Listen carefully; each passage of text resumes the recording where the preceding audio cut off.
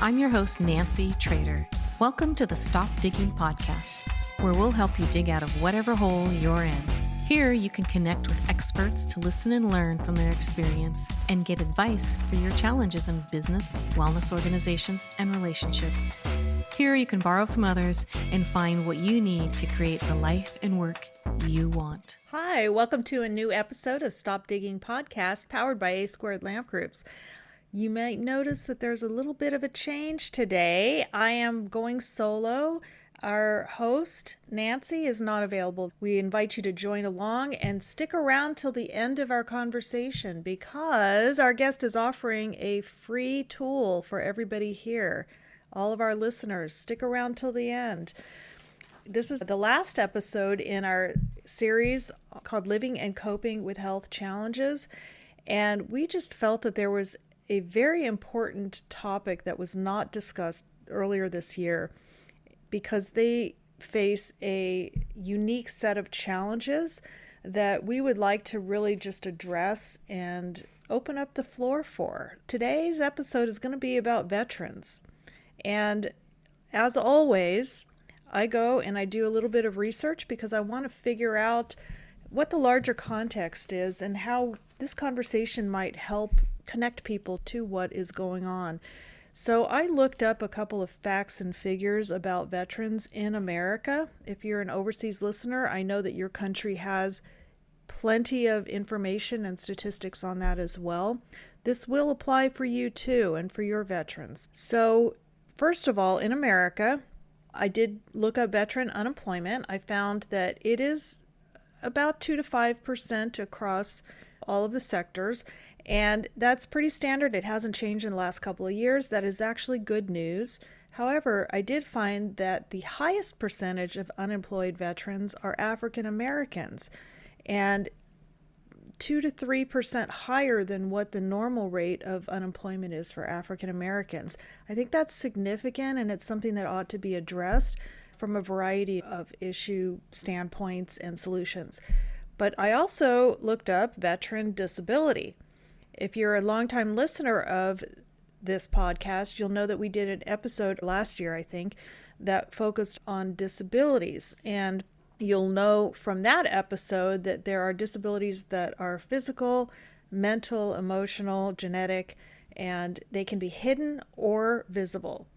And when we looked up disabilities for veterans, we found that 30% of all employed veterans report having a service disability. That is huge. That is a huge, significant portion of veterans in your workplace who have a hidden or visible disability. In addition, 26% of working veterans report having a non-service related disability.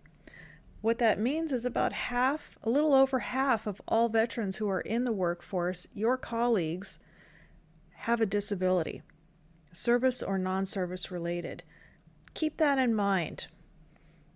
I also looked up veteran homelessness.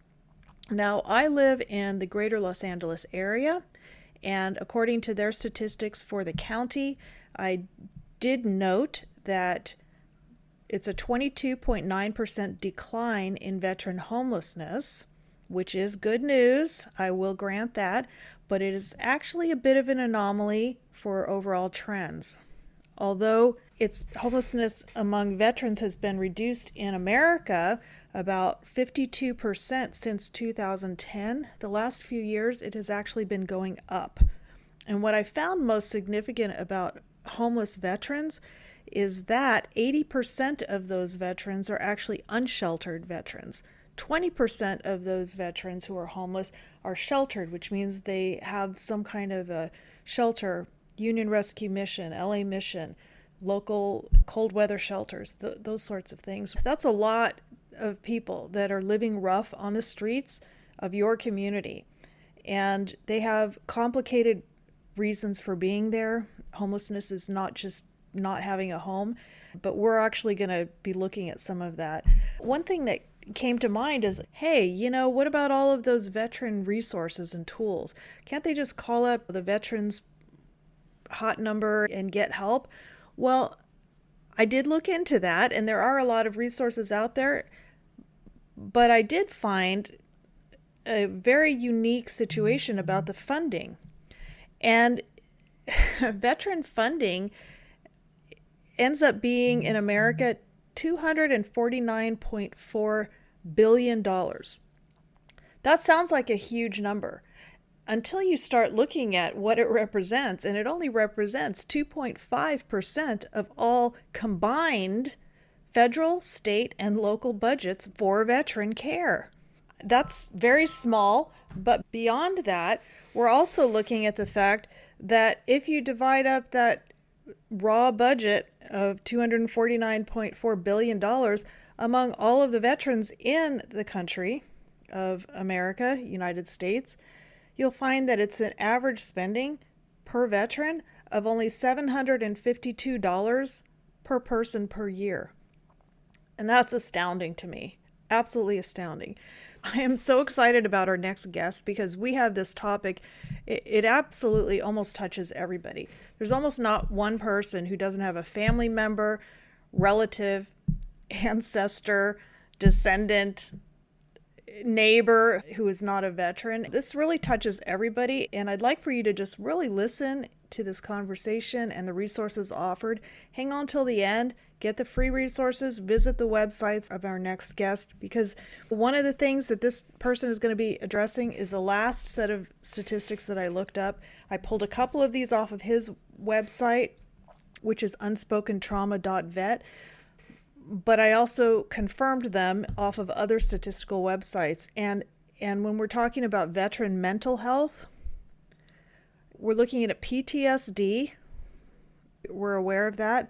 Vets have higher propensity to have PTSD post-trauma compared to the average population who experiences trauma. But also females who are veterans are twice as likely to have PTSD.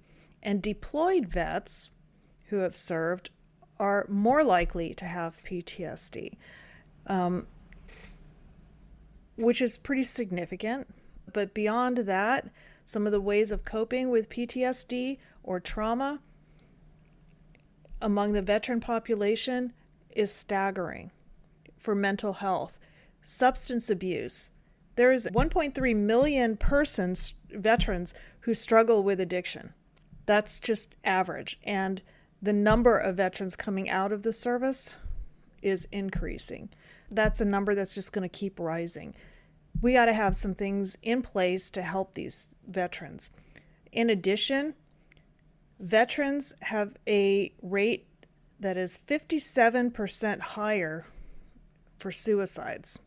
I'm aware that many of us don't experience that on a first-hand basis, but it's certainly something that we can talk about here in a safe place and really address. We have a guest on right now. His name is Garret Biss, and he doesn't just tell us this information. He is somebody who has walked the talk, and we're excited to have him on. He's an expert, and he will be addressing some of these veteran issues. Let me tell you a little bit about Garret. He's retired from the Marine Corps as a pilot, but when I'm looking at his resume here, I can tell you that it doesn't look like he's retired from anything because he is busier than ever. He's a retired Marine Corps pilot, but he still uses his pilot skills working for the Civil Air Patrol. He also is a significant leader in the global water nonprofit called 1 Million Goal. He's an award-winning author. He is the co-founder of an addiction recovery residence in North Carolina. He had served in that residence as an interim program director and executive director and a former board member. He is a captivating, recognized speaker, and that's beyond his actual schooling, which is as an engineer and with a business degree. So I'm just in awe of this guest, and I'd like to introduce and welcome Garret Biss to this program. Let's start with your transformative experience and how you became as passionate as you are about what you're doing. Yeah, sounds good. So a couple years back, when I was transitioning out of the military, unfortunately, I, like many veterans, entered a really dark chapter in my life. Fortunately, I found some friends to support me through it, found some coaching and some mentorship to help move me to a better place. And over that journey, I was always looking backwards at what the heck was that? What was I struggling with? And why do so many veterans struggle? What I've heard is that veterans as a population, there's about 19 million veterans in America. As a population, veterans are more than 200% or twice as likely to experience mental health challenges or struggle with addiction. Post 9/11 veterans are about 1 in 5 will experience PTSD or be diagnosed with it at some point in their life. And we look at the veteran suicide rate, which is really a test of the depths of the challenge that a lot of veterans are facing. Veterans are 57% more likely to commit suicide. So, as I was going through my own challenges, and this kind of all goes back to a story that I share quite often. If you've seen the TEDx talk that I've done, which we can talk about that a little bit more, but it really goes back to one weekend. Fortunately, I had a friend. Came for a visit. And we had a great chance to catch up. It was also a great distraction to everything that was on my mind. So, as I was transitioning out of the military, I was facing my personal life. I was facing some health, some financial challenges. I was heading towards a divorce. But the hardest thing that I was dealing with was this separation from the military and the loss of an identity that I'd had my entire adult life. One of the hardest things was taking off that uniform, not really knowing who I was anymore, and feeling like the life that I had now after committing a career to the military service, that the life that I was left with was really falling apart. So not knowing what to do with it and finding some unhealthy habits to help deal with some of the pain that was come up or fill some of the void led me to a really dark place. And when this friend was who came to visit, when he was leaving, I said, "Can you do me a favor? If you go into my bedroom closet and you reach up on the shelf, you'll find a box that has my pistol and some bullets in it." And I said, "Could you take that with you when you leave?" The truth is that I'd heard that 22 veterans were taking their lives every single day. And I couldn't tell at that moment how close I was to crossing that line. I didn't know what that looked like, but I couldn't say with certainty that I wasn't traveling down that same road. What I've fortunately, through the following years, I connected with some great coaches, some great mentorship, and I started to learn a lot that kind of helped me put the pieces of my life back together. And what I've come to understand is that a lot of the challenges that veterans face when they transition from military service, it stems from deeper unmet human needs. And in my case, and what I've really come to understand and appreciate about that transition from service is that we as humans, we have some fundamental human needs. We have a need for connection. We have a need for authenticity to help foster those nurturing connections. We have a need for a positive identity, and we really have a need for meaning in our life. And what I come to understand is that as a veteran transitions from military service, regardless of what they experienced while they were in, regardless of what they might have experienced on the battlefield or any traumas or hard experiences that they faced in training, regardless of what they experienced when they went through their military service, that transition from military service itself, when you have fundamental human needs and the way that you've come to meet those needs for your entire career in the military is ripped away from you or stripped away, you still have those needs, but the way that you've been meeting them is taken away from you. And this in and of itself, this loss of these fundamental human needs, this in and of itself can be a traumatic experience. This has helped me better understand why there's so many veterans that struggle. You look at these statistics and it's like, what specifically is it about the veteran experience that leads so many to a dark place?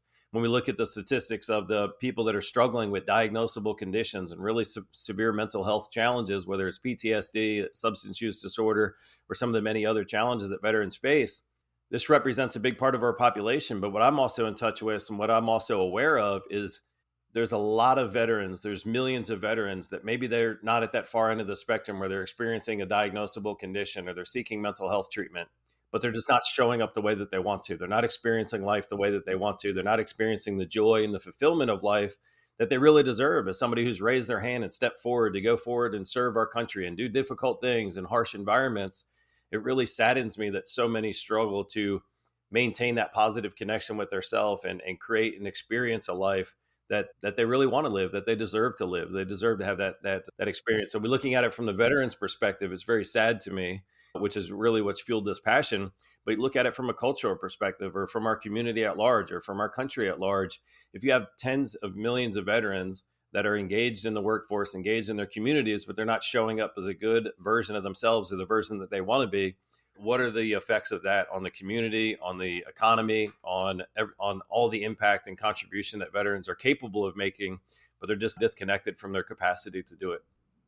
A couple of things that shot into my mind while you were talking is that when you described leaving the military, it sounded like an identity crisis that happens when somebody, like a spouse, dies, where you have to go on without that person or that identity and you have to create a new identity. And also, the second thing that came to mind was you described a very human need for connection and all of those things that are normal. You want to be loved, you want to be connected, you want to be valued, you want to be seen. And to describe those natural needs as something that's a disorder, there can be a bit that might keep somebody from thinking that they actually need help because everybody wants to be loved. Everyone wants to feel connected. And then the third thing that came to mind was that what is it about that getting in the military that they weren't getting when they get out? Yeah, so a couple things. So it's certainly, and that's the mission for me to do this TEDx talk, really the goal for me to deliver this TEDx talk, which is a 10.5 minute discussion about these fundamental human needs. I think that at the root of the challenges that veterans face, it's not something that we see necessarily or might conclude superficially. There's something that is much deeper going on. And I think through that lens, it can help us better understand that, better support veterans, and for veterans to better understand that challenge. Because as many of us experience, when you start to get into that place where you realize that things aren't going the way that you want, and you're not feeling the way that you want, it can be very disheartening and very challenging for us to understand that there's a path beyond that. One of the things I say often is that if you or I, if we went together and we went for a long run or we had a hard workout and our body was sore for the next couple of days, that would make sense to us because we strained our body and we know that it's going to be painful as it recovers and there might be some soreness. But because we understood why we were why we were feeling that discomfort, we also understand that things are going to get better and that eventually that soreness and that discomfort is going to fade away. If you quickly find yourself in a place where you're uncomfortable and you're suffering and you're dealing with some things internally and you don't understand how you got there, it can be very hard to understand that there's a path beyond that. So that was the biggest goal for my TEDx talk. I just wanted veterans to better understand it so that they realize that they're not alone and it's not something defective about them because they were a veteran or some challenge that they're always going to have to deal with because they served their military.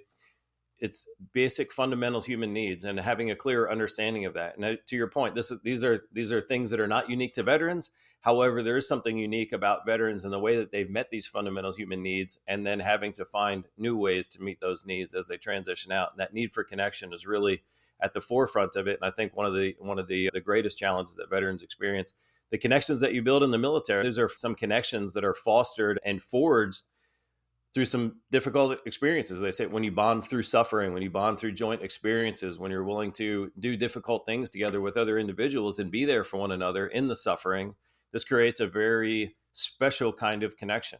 And for a lot of veterans, when they transition out, they lose that sense of connection with their brothers and sisters that are in the military.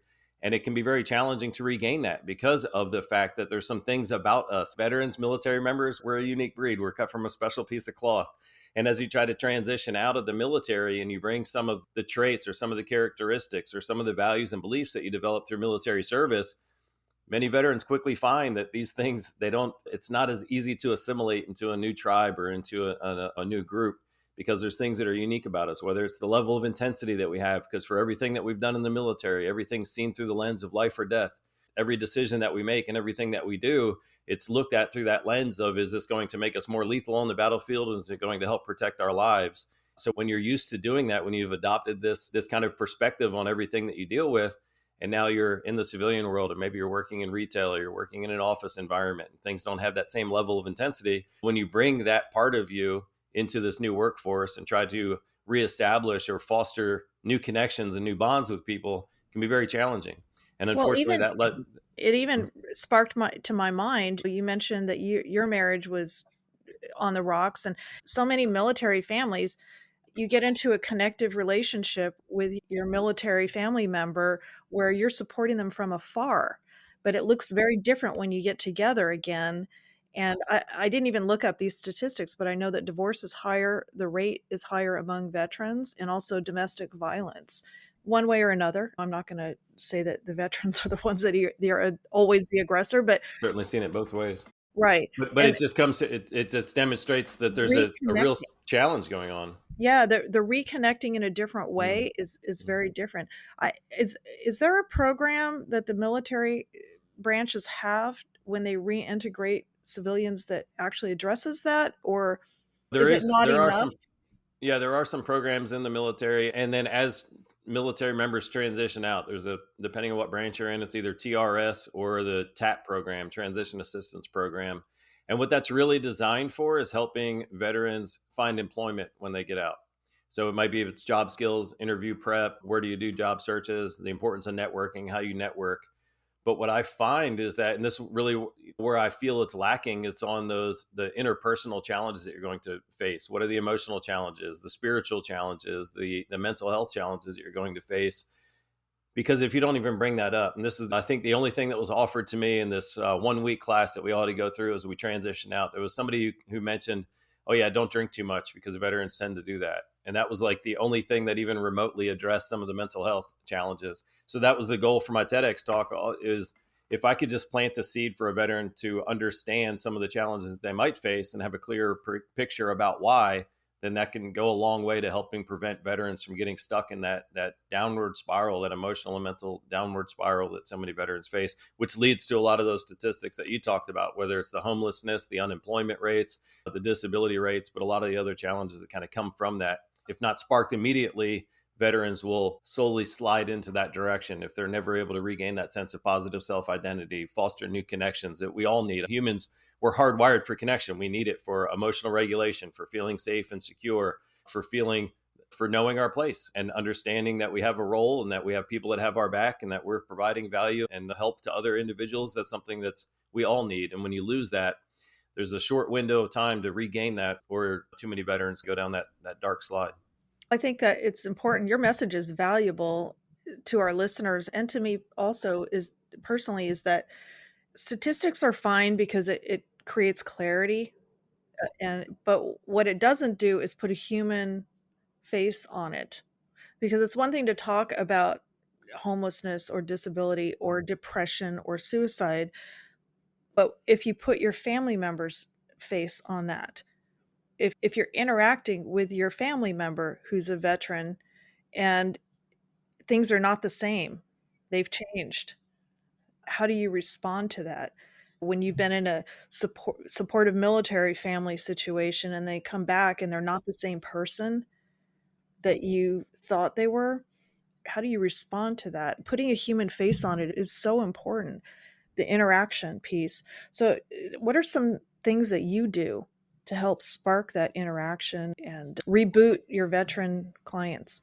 Yeah, great questions. And yeah, a lot to unpack there. But one thing to just to offer to anybody who maybe they have a loved one who's a veteran and they're struggling. So one thing is I always encourage people, if they can look at any interactions or any behaviors of another person through the lens of every individual is doing the best that they can at the time with the tools, the resources, the awareness that they have. So if we can look at it something as, not being angered or frustrated by somebody's behavior, but if we can have some of that compassion and realize that however they're acting or however they're not acting, it's the best that they can do. So there's some basic need that's not being met. There's some skill or some awareness that they don't have. So I think looking at it through that lens, I think can fuel some compassion and some understanding and encouragement to help somebody get to a better place. For anybody if you get that phone call and you're talking to a veteran and they're saying, hey, they're struggling and you don't know what to do, there's some great resources out there. But for you in the moment while you're having that conversation, the best thing that I find is just providing a space, allowing them to feel safe with sharing what they need to share. They say a lot of our sickness is in our secrets, and there's a lot of things that veterans will keep to themselves because they don't feel safe sharing it, or they're not sure how they'll be perceived if they share some of the things that they're contending with. So as much as you can do to just offer an opportunity and space for them to share what's on their mind and provide that compassion, try not to come across as judgmental in any way, and as best that we can, and just offering them that space to share. There is one thing that I always like to remind people of. This is some recent legislation that went through, but it's called the Compact Act. And one of the elements of the Compact Act is that any veteran who's in a mental health crisis, they can go to any facility, civilian or veteran facility, any mental health facility, any hospital, and they can receive care immediately. So one of the biggest challenges is if you're in a dark place or if you're working with somebody, you're connected with somebody and you don't know where the resources are, it can be very frustrating. So this is at least something, regardless of where you are, that you can access. When I'm working with veterans to help them reconnect with and help them grow beyond some of these challenges, we talked about connection, we talked about authenticity. The other big thing is meaning, but to regain that connection, it's very important to first reconnect with ourselves. I understand that our capacity to receive love and acceptance from other people is limited or capped by how much love and acceptance we have of ourselves. And if you're in a dark and a challenging time, a lot of times this will erode your sense of self-confidence, your self-esteem, and your sense of worth. So reconnecting with the good parts of us is an amazing place to start. One of the first exercises I typically do with individuals is have them make a list of 100 wins or successes that they've had in their life. The typical response I get is, what are you talking about? I'm like 30, I'm 40. I haven't had 100 wins or successes. This, to me, it's a litmus test and a clue to where they are mentally and all their focus and their energy is. Because I don't care how old you are, and I don't care how many mistakes you've made in your life or how many times you wish you would have done something different or better. There's a long list of wins and successes that you've had. So with some intention, we can reconnect with that, and it can start to foster this regaining of this sense of positive identity or self-worth, which is necessary to foster good connections with others. One thing that came to mind, I had a vision there of a radar system. And I do career coaching as well as leadership executive coaching. And sometimes you're just a small tweak away. And when you have a radio radar communication, everybody can be giving you signals of love and acceptance and success. But if your receiver's broken or you're not tuned into the right thing, you're not going to get the message. And sometimes people don't want to tweak or tune in or fix their receiver because they're not 100% sure that message is actually coming Right. in. And like just assuring them over and over again, I love you. You matter to me. Whether that's an individual in a marriage, a family, a parent, or just your community reaching out and saying, beyond the platitudes of thank you for your service, which is important, but beyond that, saying, I see you and you matter. I really feel that gives an impetus to doing what you're talking about, is that having the faith to know that there's a message out there. And if they could just tune into it or fix their receiver, they might be more aligned to receiving that. Yeah, great way to say it. And I think that starts with feeling good enough about yourself that you have the worth, that you're willing to, or that you're deserving of receiving that. And that's a challenge that a lot of veterans face also. So there is certainly something ingrained in the military culture to lean into the suffering, to suck it up, to not be the one that needs the extra attention that's going to take away from the mission, which but has its time and its place, and it's effective in an active duty culture and a deployed environment. However, if you carry that same characteristic into the civilian world and you start to suffer it, the more you try to suck it up, the worse you're going to feel about yourself, the darker the place that you're going to get into. So that's a real challenge. It's a big mindset shift for individuals. So that's a big part of the work, both what we can do as a community with veterans to help them continue to value themselves and understand that they're worth the effort, and for veterans themselves to reconnect with and understand, okay, there was a time and a place where it was all about suck it up and don't be the burden. But now we've got to take care of ourselves, or it's going to affect everything that we can do and experience. What you just said right there, that's another transition I didn't even think about, is going from a team environment to an individual environment where you're part of a team and you only function as a team, right? No individual is greater than what the team is. How do you address that when you're working with somebody because they're out in the military and they're not on a team, right? They have a job, hopefully, but I do career coaching, like I said, not every job is a team. Sometimes it's a really dysfunctional team with like herding cats. So how do you address that or help them to respond and function in that kind of environment? Yeah, great question. So I think this also comes back to becoming more aware of and in tune with ourselves. So realizing that we are in a different role and we're in a different position. Now we're not a team member as part of a team, but now we're an individual. The team certainly had its strengths as a unit, and there were certain things that it could do and accomplish as a team. Individuals are the same way. A challenge that I think that we all face is our awareness and our focus on the defects or the weaknesses that we have. It's part of, I believe it's hardwired into us to focus on the things that we're not good at, because those could become potential threats in the future. and we can very quickly dismiss or not acknowledge the good things that we've done or the strengths that we do have. So there's a lot of opportunity here to reconnect with the individual strengths that we do have so that we are more aware of it and we know how to apply these innate strengths that we have to the challenges that we face. You mentioned that you had some great coaches and mentors. What were some of the things that they did that kind of got your attention and made you want to make that shift? So one of the individuals that's had the greatest impact on my life, Jack Canfield. So he's the co-author or the co-creator of Chicken Soup for the Soul. He also wrote a book called Success Principles. But I went through a workshop with him, and one thing that he introduced me to was a lot of these little simple steps that we can do to reconnect with ourselves. Because if we don't feel that we're deserving of things, then we're not going to take the actions to create the results or get the outcomes that we want. So all of the personal development or professional development work, I think it's really important to start with a foundation of recognizing our strengths, recognizing the wins and successes that we've had in the past, because if we can create a lens of awareness of these things, then this is something that we can project on to the future successes that we want to have. Again, if all we're thinking about is some of the mistakes that we've made or the weaknesses or the things that aren't going well in our life, this doesn't create the environment, and it doesn't give us the material that we need to lean into and create wonderful things in the future. So that was one of the most profound things that he helped me do, was to reconnect with some of the wins and successes that I've had in my life, some of the innate strengths that I've had. And with that, and it builds up, helps you regain that self-confidence and your sense of self-worth. With that, then you can look forward at the path that you want to travel. And it's not just a path of avoiding suffering, but a path of creating the environment and creating the outcomes that you want. Thank you. I have a little bit of curiosity about your own family. And did you come from a family that served before My dad, you? my dad served for 2.5, just shy of 3 years in Vietnam, and he was an Army dog handler. There wasn't a whole lot of discussion about that. Every once in a while, he'd share stories. He wasn't a career soldier. He just served his time in combat and came home and did other things. And I know my grandfather served in World War II. But I didn't grow up around military bases or with much influence that way. I just had a genuine curiosity about the military or respect for it. And I also, a couple of things that kind of led me down that path. So I remember hearing this one quote one time, and it's something I've probably heard 1,000 times, but I watched it and I heard it one time. And the quote was that once a Marine, always a Marine.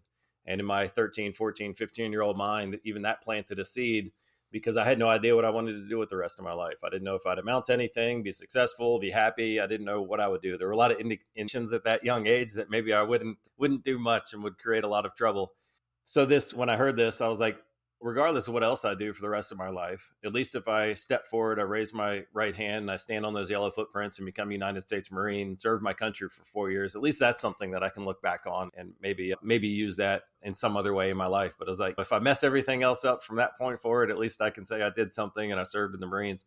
So that was a big element of what kind of drew me into the Marines. Also with a curiosity of understanding that I didn't really understand what I was getting myself into, but I wanted to go forward and have that experience myself.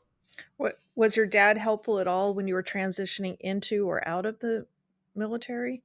Was he a resource for you? Very supportive of it. There was some contention there because he was in the Army and I was joining the Marines, so there was some respect and some healthy banter in the home about that. But yeah, very supportive about it and very excited for everything on that journey. And then transitioning out, I don't know. He was again very supportive. Probably not in touch with or not in tune with the unique challenges that I was facing, but very supportive in doing anything that he could to encourage my growth and my continued progress. Hello, friends. Thanks for listening.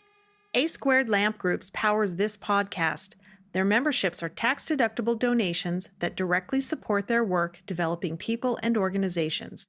But just for you, they're offering podcast listeners a special 40% off coupon code to join. Your benefits as a member include additional resources, perks, and access that you can use all year, including an additional 30 minutes of bonus podcast content for every episode. Simply use the code 4listeners at checkout. That's the number 4, all caps, listeners at checkout. They also are giving our listeners free gifts to use now. Go to their website, asquaredlamps.org/podcast, and download your free My Success Course of Action worksheet. There is no cost, registration, or sales pitch involved. Just click it and save. Use it to work on something significant to you this month, maybe even something that sparks interest from today's podcast. Then click to join our free but private Stop Digging Podcast LinkedIn group, where the conversation continues between you, the hosts, and our guests. Don't forget to subscribe and share this podcast with your friends. And now, back to the program. I think it's important to note that just because you come from a veteran family doesn't mean that you automatically have that innate support system that will help you transition. And in my research for PTSD, what they found in some of the research was that older vets reported lower levels of PTSD, not because they didn't have it, but because they never talked about it, which is also one of the signs of PTSD is avoidance. And if you're taught to never talk about it because nobody's going to understand, the battle stuff that you've gone through, and you don't talk about it, that doesn't mean it goes away. It just means that nobody knows about it. Right. Right? And just because you come from a veteran family doesn't mean that you don't need to get help. Yeah, exactly. And you said something that's very important earlier or in the introduction when you were talking about trauma, and said that everybody that experiences a traumatic experience doesn't necessarily experience PTSD. And this is one thing that I've been spending a lot of time sharing, especially with mental health professionals, is I want more discussion to be around this term post-traumatic growth. So there's not a lot of attention to it. I've talked to many clinicians that don't even know that there is such a thing as post-traumatic growth, which is very unfortunate, because if the only outcome that you understand of a traumatic experience is PTS or PTSD, then how do you lead somebody toward the potential positive outcome of post-traumatic growth? So a couple of things I understand about what trauma is, and I'm not a clinician, but in my layperson's terms, I understand a trauma to occur at an event or a circumstance that fundamentally changes one's values, beliefs, or understanding either about themselves or about the world that they live in. Easy example is, so if you get into a vehicle, or if a person gets into a vehicle and they're traveling to the store with a loved one and they're in a horrific car accident, and unfortunately that loved one passes away, that can be a very traumatic experience. So for that individual who experiences it, up until that point of time in their life, they lived in a world where you could generally get into a car and you could travel around. You didn't have to worry about something horrific happening. From that point forward, they no longer live in a world that is like that. So they've had this one fundamental value, or this belief that they've had, be fundamentally altered. And now they realize that, no, that's not always the case. Sometimes you get into a vehicle and horrific things happen. And I think a lot of the challenge that is experienced with PTS or PTSD is an individual's inability to reconcile. There was this world that I lived in, and now I'm living in a different world. I had one fundamental value or understanding of the world and my place in it that was proven to be incorrect. What other values and understandings that are also incorrect? So that can be very disassociating for an individual that's experiencing that. But back to post-traumatic growth. So what I've learned about and what I understand about post-traumatic growth is that when somebody experiences a traumatic experience, they can either go toward a negative direction and experience some of those negative effects of it, or they can tend toward a more positive direction. And a post-traumatic growth, they say the difference between somebody experiencing PTS or post-traumatic growth is often the meaning that they associate to the event or the circumstance that they experienced. If somebody doesn't have a meaning or can't understand a positive meaning for why they experience this horrific thing, I think a lot of us will default to this meaning that bad things just happen, or somehow I deserve that. And if that's the conclusion that you come to, or that's the meaning that you associate with the trauma that you experience, of course, that's going to lead you to a darker or more difficult place.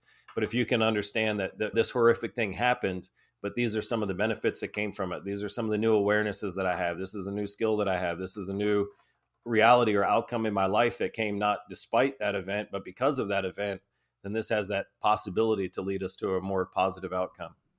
So if I'm hearing you correctly, what I'm hearing you say is that not everybody who experiences trauma has that develop into PTSD or whatever, but two things make it apparent that it has. And one is internalizing the trauma, and number two is disassociating from the dealing with the trauma. So that's shutting yourself off emotionally and thinking that the trauma is unique to you. Somehow that you deserve it. Yeah, certainly. And when I understand trauma is not the event or the circumstance that happens, but how our body responds to the event or circumstance that happened. This is a reason that two people can experience the very similar thing. For one person, it's traumatic. For another person, it's not. It's how our body and how our awareness responds to that experience that leads us either to a worse place or potentially to a better place. it can also create triggers to that trauma, like you were describing in the car accident. So when you're working with your clients, do you try to uncover any of their triggers and help them either avoid those triggers or deal with those triggers from a different place? What does that look Yeah, like? that can certainly be a path forward. It's well spoken or shared or encouraged in the addiction recovery world to avoid or to change people, places, and things. So this is a recognition that certain people, places, and things can be triggers. So that can be a great first step, in my understanding, because we want to slow the destruction and help promote a healing experience. But I don't think that the ultimate end state should be I now need to live my life where I'm constantly trying to avoid certain people, places, and things. So I always encourage individuals, like, if that's your reality, let's continue to grow. And whether there's some clinical tools or non-clinical tools that help you process that trauma or your response to the traumatic experience, then continue to work on that and get back to a place. Similarly, with any individual that struggled with addiction or substance use disorder in their past, I don't think the ultimate end state should be living a life without X substance or behavior. I think the ultimate goal should be, let's create a life where I no longer want to avoid, escape, or numb the experience that the negative experience that's coming up. Oh, I love that. If I could highlight that last couple of sentences, I think is really at the heart of your work.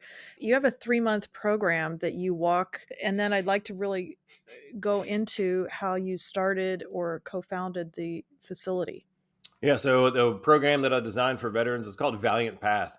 And this brings in some of the best tools and processes or daily practices that I've been introduced to help create that path forward. So the Valiant Path is really designed on the framework of applied positive psychology, which looks at different pathways to human flourishing and encourages growth along all of those pathways. As we talked about, one of the first things that we do is help individuals reconnect with a positive version of themselves. So they start to regain that sense of self-worth. They start to regain their confidence, and they increase their capacity to experience the love and acceptance of people that are around them. With this, we then lean into experiencing greater joy in our life by finding things that promote that experience of joy. Because one of the things that I understand, and this really ties in with our strong need for meaning, the third need that I mentioned earlier, we all have a strong need for meaning. One of the things that I've come to really appreciate about meaning is having a sense of meaning isn't just something that helps you, provides good in your life or provides direction or clarity in your life. But what I've come to understand, this is from the work of Dr. Viktor Frankl, the Holocaust survivor. He says that meaning is one's capacity to endure suffering. So if we don't have a strong sense of meaning in our life, then the ups and downs of life that are going to come, we're always going to be setbacks and frustrations and challenges in life. If we don't have a strong sense of meaning, then we don't have the capacity to endure some of those things. And this is a big challenge for people that served in the military, where they derive such a strong sense of meaning from who they were and the contribution that they were making to the country. If they've lost that sense of meaning, their life can be just as challenging as it was before, but now they don't have the capacity to overcome those challenges.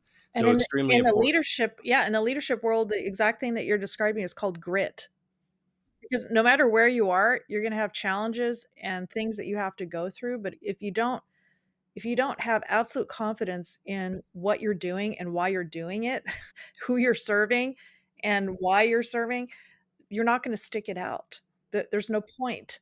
So I love that. I love that creating clarity.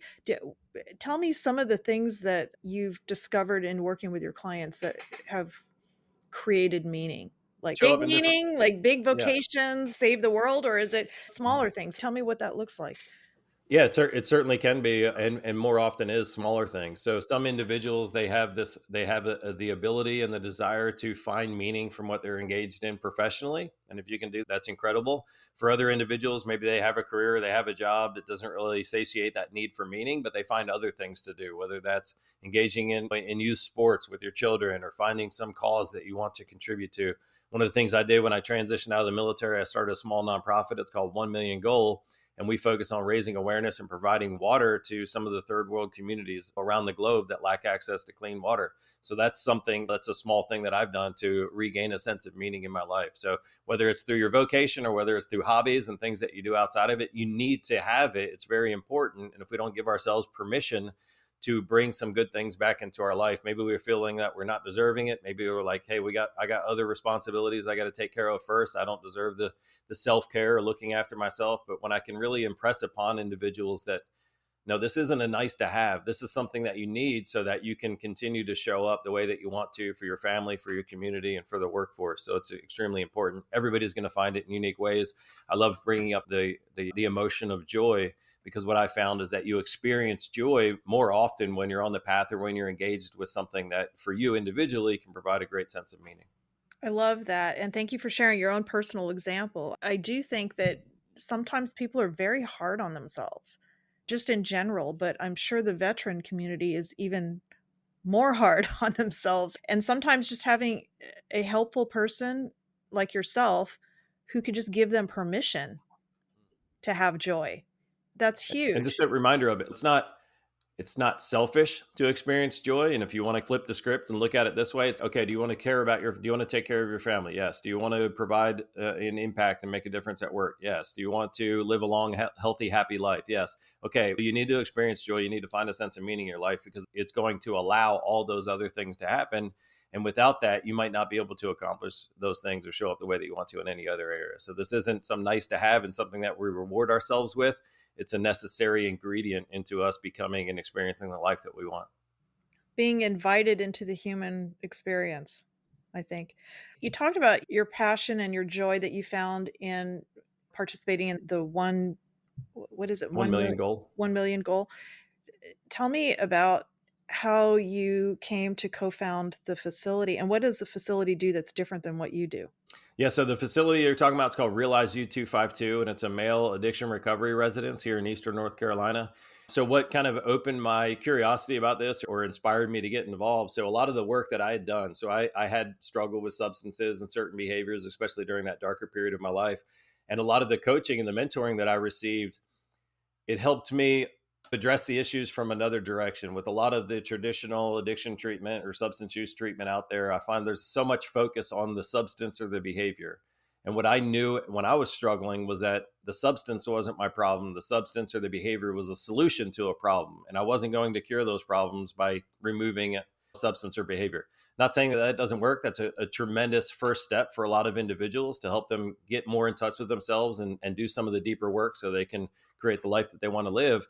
But for me, it didn't make sense. I was like, I understand that there's something deeper going on in here. So through my journey, as I was able to fill some of those voids, reconnect with myself, and start to experience some things in my life that I wanted to experience, I found that I no longer had this desire or this propensity to want to escape my reality.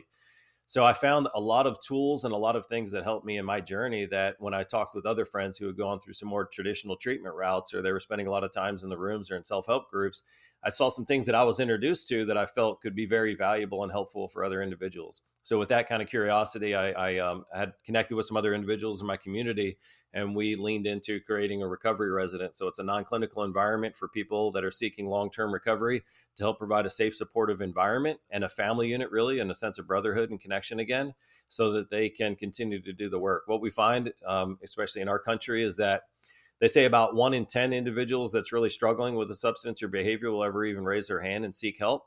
And for those individuals that start that journey and they'll go away to a rehab, they'll go away to a treatment or some 90-day or less program, the success rate for those individuals to even make it to 1 year or more in their recovery is less than 10%. So of all the individuals that are seeking help, less than 10% find the tools and the resources that they need to continue to live on in a successful life much further. So what we are is we're a bridge between somebody coming out of treatment and somebody going back and living on their own, so that they have that time, they have that space and that support to deal with a lot more of the healing and the internal work that needs to be done in order to create that life that they want. I have some curiosity too when we're talking about beliefs and identities and authenticity. What role does faith have in that? And you may not be the expert in this, but in your experience, you could just share maybe anecdotally faith in God, a higher being. I know that's one of the 12 steps, but churches and other religious places, they, at least theoretically, they have veterans worshiping in their centers. What does that mean for faith when you're on the battlefield and you come back and you're struggling with this stuff? Yeah, I Do think faith. So faith-based faith. solutions Yeah. help at all? So here's something I understand. So about 30 million individuals in America alone, adults are struggling with some substance or behavior. I understand that as 30 million different life paths that got somebody to a place where they couldn't handle what they were dealing with without an external substance or behavior. with that in mind, I also understand that there's not one, there's not 10, there's not 1,000 pathways out of that darkness for individuals. Everybody's got a unique experience. Everybody's got unique challenges that they're facing, and they're going to need a unique combination or set of tools, resources, and support to move forward.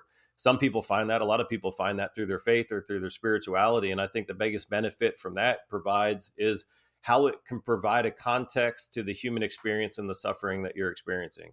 Without faith, then it's really hard to connect with or believe that something is going to get better in your life. If you have faith that there is something out there greater than yourself that is providing this human experience or allowing for this human experience, then that can provide some, at least, hope that things can get better. Also helps pull us out of ourselves. And it's not just us as an individual trying to navigate this thing and experience our own suffering, but with that larger context, I think it can help individuals come to this connection that their suffering means something, or that something positive can come from it. And I think that's the greatest thing. And whether somebody's finding that, there's many different ways to find your spirituality. There's more than 4,000 religions around the world. There's many different flavors of people finding, but I think that's the biggest thing, is finding a connection with something that's greater than yourself to help provide that context for your journey as a human experience, and provide space that whatever you're suffering with or dealing with, that there's a better version tomorrow or in the future that you can get towards.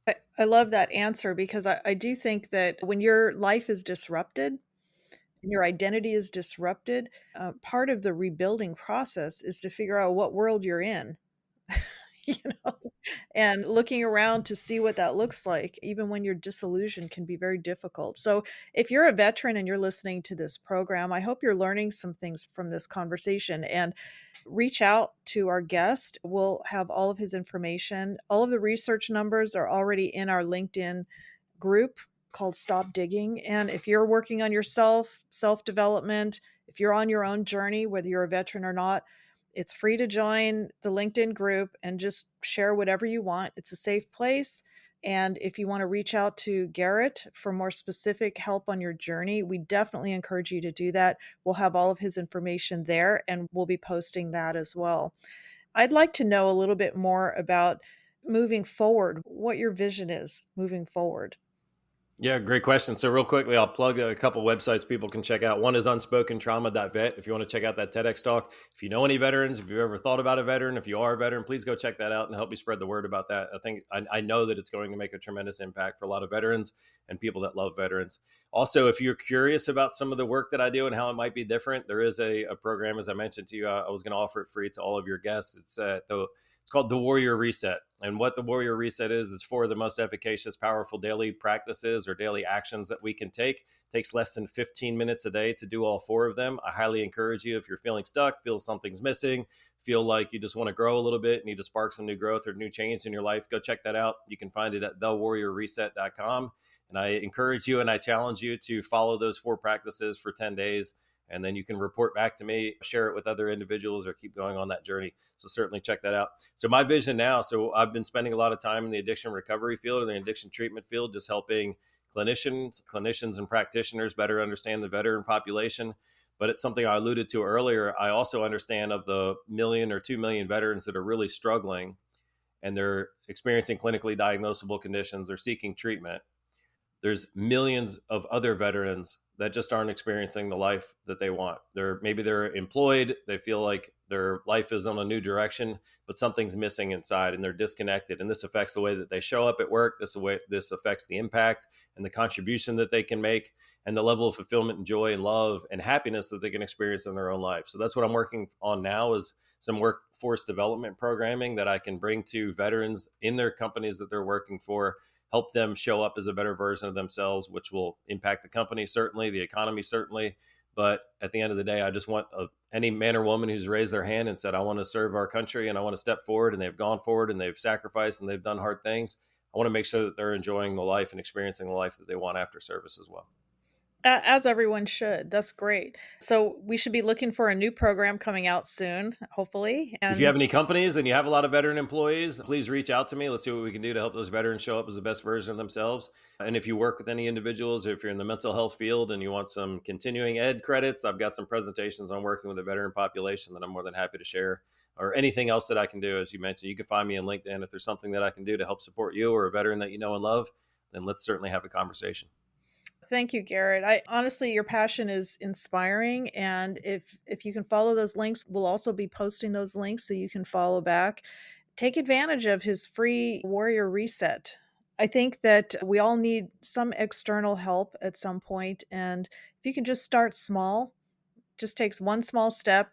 You can adjust your direction as you go, but reaching out for sure is helpful. Now, is there any last words that you'd like to share with our public before we? Absolutely. Yeah. So for anybody that's listening, whatever you're going through, if you're in a dark time, if you're experiencing some challenges in your life, I want you to know that you are lovable and acceptable just as you are. And that there's some tools and there's resources and there's help out there. If you're not loving the way that your life is experience is right now, that you can get to a better place. Just know that you're worth it. If you don't know that for yourself right now, then know that we love and accept you. And we know that even if you're experiencing some dark challenges right now, that you're certainly deserving of finding a path to a better place. Thank you so much. I definitely value that. And I, let me ask you a question. It just popped into my mind. Before we leave, there's always this one more thing. Military families, would they benefit from some of the insights that you provide when they're struggling? Do you ever work with families of military vets? Yeah, I've certainly worked with some non-veterans, and really everything that I share, though it's really branded and contextualized for a veteran experience, everything that I share, it comes from personal development or applied positive psychology. And there's a lot of value there for any person. And if you have a veteran in your family, then just certainly checking out the TEDx talk. It's called The Unspoken Trauma That All Veterans Face. Just checking that out can maybe open your eyes up to a greater understanding of some of the things that they're going through, and then encourage you with some ways that you can better support them. Yeah, I love that. So you can start with a veteran, start with the family of a veteran, start somewhere, but definitely reach out, get the help that you need, know that there is help out there.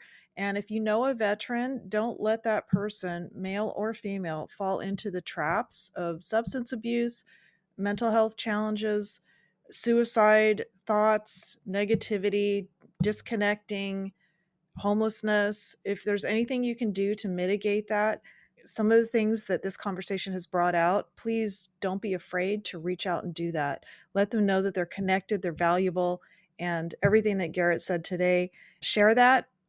Tell them to watch the video and you watch it too. Thank you so much. I just am so thrilled that you were here and you're able to share all of this information. Thanks for sharing your story, Garrett, and for being with us to help more veterans, your passion, your joy. Yeah. So, thank you so much for this experience. I really appreciate it. And I love all the work that you're doing to help spread some positivity and some encouragement to everybody. Community building. We love it. We love people and we want to help people live their best lives. All right. Thank you so much for joining this show. Tune in and catch up on the latest episode of Stop Digging Podcast. Thank you. Thank you for listening to the Stop Digging Podcast. We hope you enjoyed the conversation. Please like, subscribe, and share with a friend, and connect with us on our social media channels. This podcast is powered by a2lamps.org.